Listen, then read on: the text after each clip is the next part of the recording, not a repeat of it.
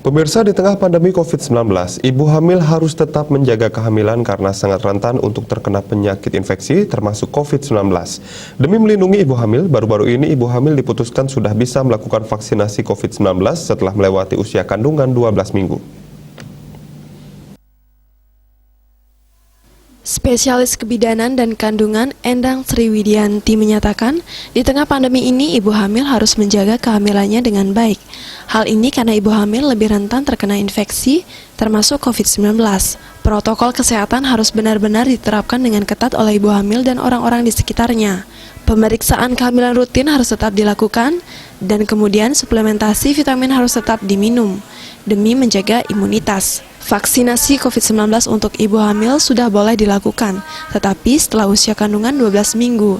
Dengan kata lain, setelah lewat dari trimester pertama, ibu hamil bisa melakukan vaksinasi.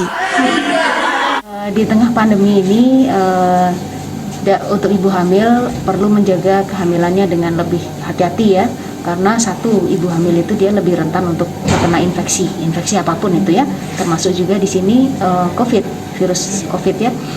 Jadi protokol 3M itu harus diterapkan dengan ketat oleh ibu hamil ya, karena satu ya itu tadi, ibu hamil lebih rentan untuk terkena infeksi ya. Kemudian yang kedua, jangan lupa untuk pemeriksaan kehamilan rutin ya, itu tetap dilakukan ya. Kemudian suplementasi vitamin-vitamin itu tetap harus diminum ya, yang diberikan oleh baik dari petugas kesehatan di tempat pemeriksaan kehamilan itu harus rutin diminum ya, untuk menjaga imunitas ya. Selain itu juga istirahat harus cukup ya, karena untuk meningkatkan imunitas. Dalam kondisi pandemi saat ini, protokol kesehatan 6M harus tetap diterapkan dengan baik, yang diharapkan bisa memutus penyebaran COVID-19. Agung Ria, Bali TV.